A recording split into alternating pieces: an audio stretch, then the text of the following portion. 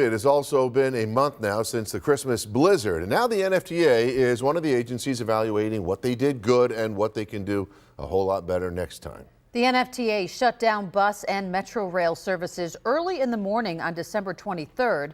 And later that day, they also shut down the Buffalo Niagara International Airport. Our Danielle Church went to the meeting this morning, and she has the details. During the Christmas blizzard, 190 people were rescued at and around the airport, spanning about 5 miles. Of those rescues, 141 were non-airport personnel, and it even included 1 dog. Many of those rescued were stuck in a tunnel under the main runway.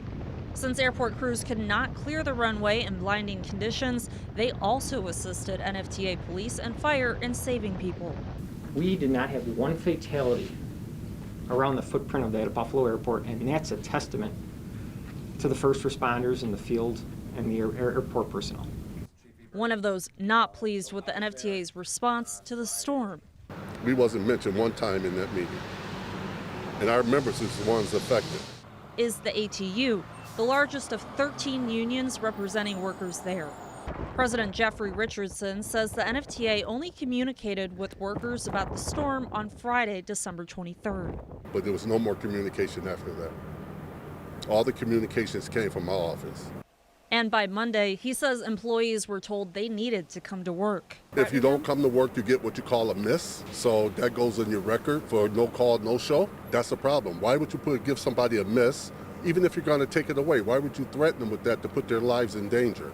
NFTA officials tell me the agency has many ways of communicating with employees and is working on a way to centralize it in one place for everyone. They also sent me this statement thanking everyone at the NFTA who worked during the blizzard. The agency lost about $2.6 million at the airport, both in revenue and in snow removal expenses. Metro services lost more than $265,000 in revenue, contractor costs, and overtime expenses.